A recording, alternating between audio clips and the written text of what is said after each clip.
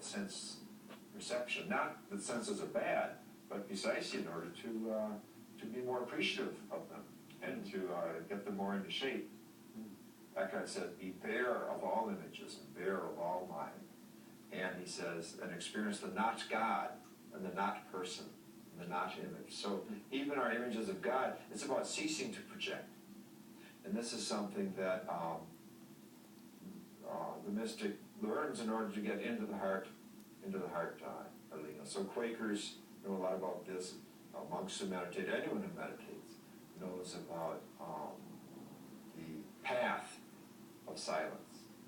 Rumi, right, the great Sufi mystic in the Middle Age, the contemporary of Eckhart, writes a lot about silence. He says, I'm looking for the secrets of the mysteries of the world.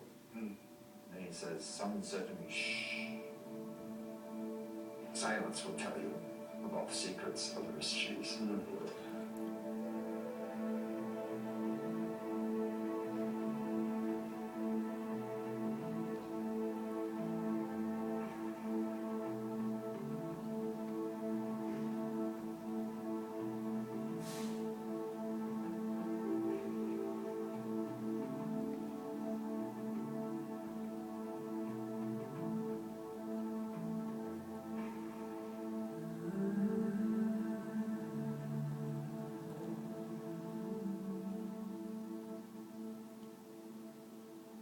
The other root of mysticism, or this is called the via negativa, is the direction of pain and darkness and things falling apart, chaos, the breakdown. And this happens, check that out with people in AA, for example, and it's very practical, and art culture, the bottoming out experience of pain, something when your heart breaks.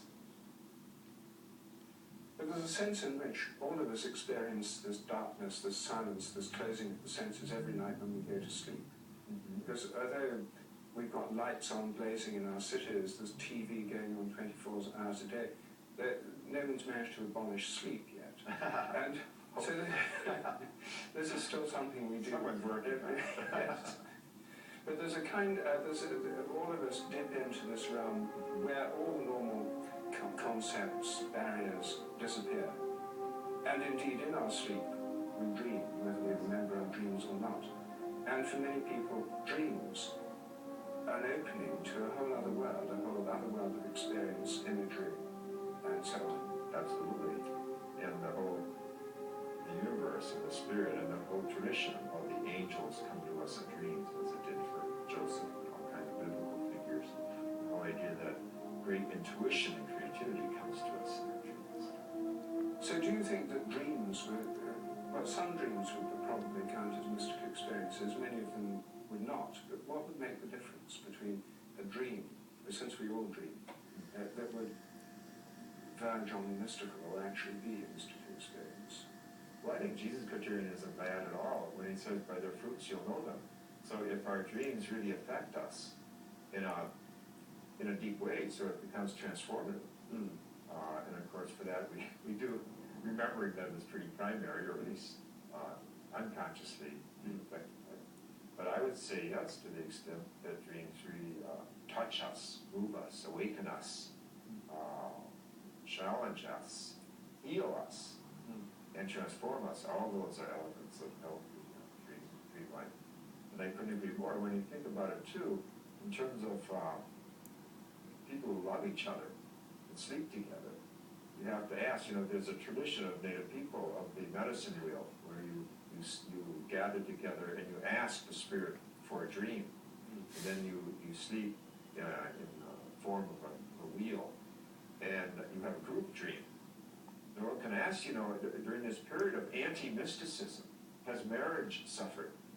Because we have people who love each other not sleeping really in depth together in terms of their potential for dreaming together or for entering the realms where the spirit wanders, as you say, when we're not in the control that we're in, when we're living through the light of the day.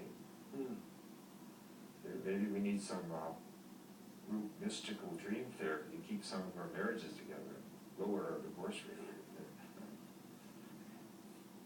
I think the thing that's most striking about this is that there's this incredible creativity, human creativity, all the art and music and so forth, all the cultural artifacts, the creativity of biological life that we see in great diversity of plants and animals, and the creativity of the cosmos that we see when we look up at night to the stars. And then all that's revealed through radio telescopes and so forth is beyond what we can see with our naked eyes. Yet, most of the time, we really don't pay attention, do we? I think that the inspiration, the mystical inspiration that can come from this is something we just blind ourselves to. We're so busy worrying it for granted. We take it for granted, and we're so busy with our own small concerns. Yes.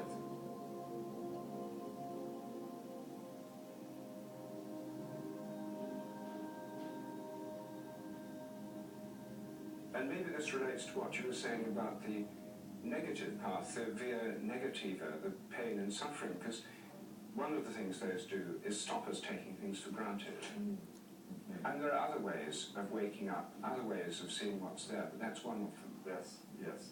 Other ways of learning to pay attention. But you're right, of course, a death experience, the death of someone we love, or facing our own death and disease or something, so often teaches us not to take for granted, not to take breath for granted. I remember visiting a friend who had AIDS, and he had a respiratory problem, and we went walking from his hospital room to a ledge, and we sat down, and a man was running down the street. And this fellow with AIDS said to me, "Imagine that running." There was such a statement about taking breath for granted. And this is why so many meditation traditions around the world Hey, it's me, the internet. Do you remember when I told you about email and I can instantly send and receive messages all with the touch of a button?